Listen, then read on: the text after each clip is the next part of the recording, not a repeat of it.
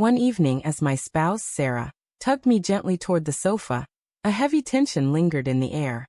Her hands trembled slightly, and her gaze avoided mine, revealing an inner unrest. I thought it might be something minor, perhaps stress over our finances or a tough day at work. But then, with a quivering breath, she looked into my eyes and spoke words that tilted my world. "I've developed feelings for another person." For a brief moment, time seemed to halt, as if the cosmos itself had stilled. No shouts erupted from me, no tears spilled. Instead, a faint smile curved my lips, not born of joy, but of a strange calm that settled deep within. "All right," I whispered quietly. Sarah's expression shifted to confusion. She had likely prepared for an outburst or heartbreak, but I stood, walked to the kitchen, and poured a glass of water. That single word, "all right," hung between us, leaving her speechless. For years, I had exhausted myself trying to repair our unraveling connection. I had ignored the late-night messages she concealed, the impromptu trips with friends, and the coldness that had crept into her tone. Deep down, I had felt the cracks forming. Her revelation didn't break me. It simply affirmed the reality I had long suppressed. In an unexpected twist, it freed me. Sarah stumbled through her justifications, insisting it was a mistake, that she never intended to hurt me. Her words barely reached me. With a composed tone, I told her to pack her belongings and go to the one she believed she cared for. That night, I gathered her things, set them by the door, and slipped into bed without another word. She left in silence, unaware that her departure was the greatest gift she could have given. The weeks that followed were unexpectedly peaceful. The stillness in our house no longer felt empty, it felt cleansing. I immersed myself in my work, focused on my health, and reconnected with friends I had let drift away.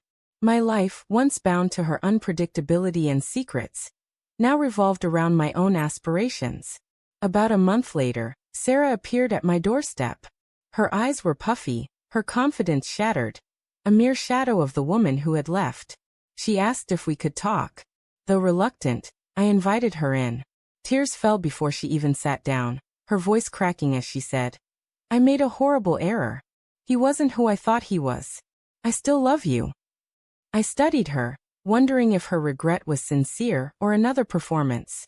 A part of me longed to believe her. We had shared a lifetime after all. But another part remembered the sleepless nights, the persistent doubts, the pain. "You said you loved someone else," I replied calmly. "Now you claim it wasn't real." She nodded frantically, insisting she had been confused, swayed, scared. She wanted me to believe her earlier words were a momentary lapse. Yet that same tranquility from the night of her admission returned. "Sarah," I said gently, "it's finished. Your actions revealed who you are." Her face paled. She reached for my hand, but I stepped back. I explained that I had already moved on, that I had no interest in rebuilding what had crumbled. Love, once broken by betrayal, becomes a shadow, familiar in form but devoid of warmth. She begged, suggesting counseling, proposing a fresh start. But her desperation only sharpened my clarity, underscoring the serenity I had found without her chaos. I told her she needed to find her own path, one that no longer included me. After she left, I stood by the window, watching her figure fade into the distance, just as it had weeks earlier. This time, however, no sorrow or rage stirred, only resolve. She had made her choice, and I had finally made mine. In the months that followed, I mended what her actions had torn apart, not by seeking someone new, but by rediscovering myself. I ventured to new places, embraced new interests, and found authentic joy in my laughter once more. The most painful endings, I realized, can lead to the most tranquil beginnings. Sarah reached out a few more times, but I never replied. I harbored no resentment, only gratitude. Her confession had shaken me awake from a fading illusion. She believed she had shattered me, but in truth, she had liberated me from a love that had long withered. When friends ask if I regret letting her go, I respond with ease. Not for a second.